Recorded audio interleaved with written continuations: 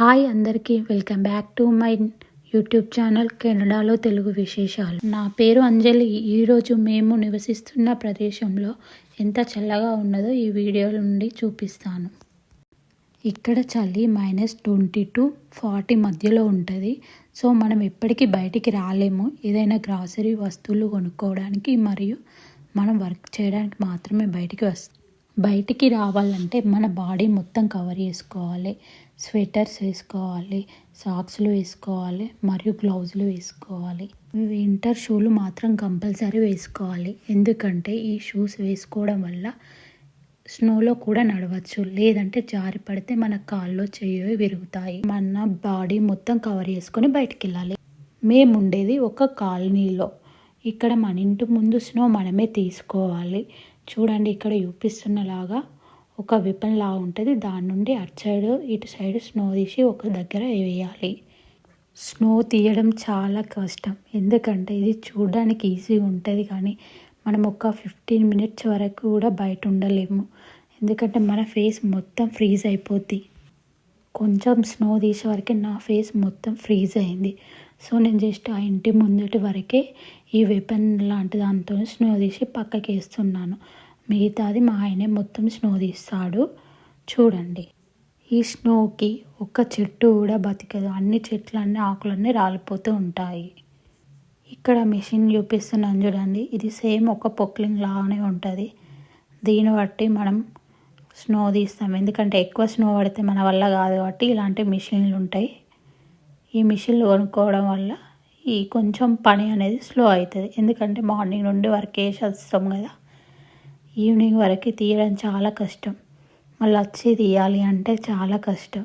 ఇక్కడ చూపిస్తున్నాం చూడు, దీని నుండి ఇది మొత్తం మనం నాగలు పట్టి దున్నితే ఎట్లా అవుతుందో దానిలాగానే ఇక్కడ ఒక ముందట బ్లేడ్లు ఉంటాయి. ఆ బ్లేడ్ని ఈ ఫ్రీజ్ అయిన ఐస్ మొత్తం మట్టిలా ఇట్లా ఉష్కలా వేస్తుంది, చేసి ఇటు సైడ్కి పంపిస్తుంది.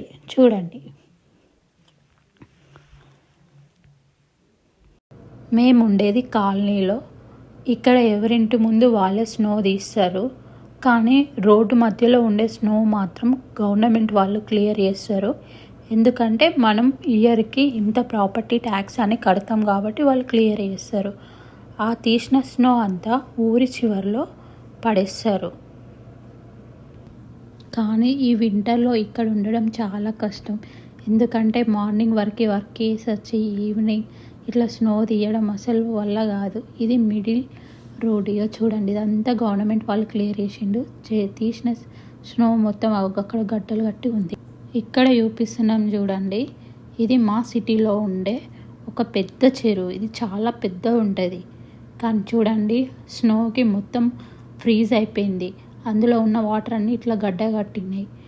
ఈ గడ్డల్లో పిల్లలు చూడండి స్కేటింగ్ చేస్తున్నారు. ఇక్కడ చూడండి, ఇది వాళ్ళకు ఒక ఎంటర్టైన్మెంట్ లాగా ఉంటుందని. ఇంకా ఇక్కడ చూడండి, ఐస్ మొబైల్స్ అని అంటారు వీటిని. ఒక కార్ లాగా ఉంటాయి, దాని మీద స్కేటింగ్ చేస్తున్నారు. ఇక్కడ చూడండి, ఊరు మొత్తం ఎక్కడ చూసినా స్నోనే ఉంటుంది. చూడండి, చెట్లు మొత్తం ఆకులన్నీ రాలిపోయినాయి, చెట్లు మాత్రం ఉన్నాయి. మళ్ళీ సమ్మర్లో చెట్లు అన్నీ ఆకులు వస్తాయి. ఇవి చూడండి ఎంత గట్టిగా ఉన్నాయి. ఇప్పుడు నేను ఒక ఎక్స్పెరిమెంట్ చేశాను. చూడండి, ఇది మా ఇంటి వెనుక బాల్కనీ. ఎంత ఐస్ ఉందో చూడండి.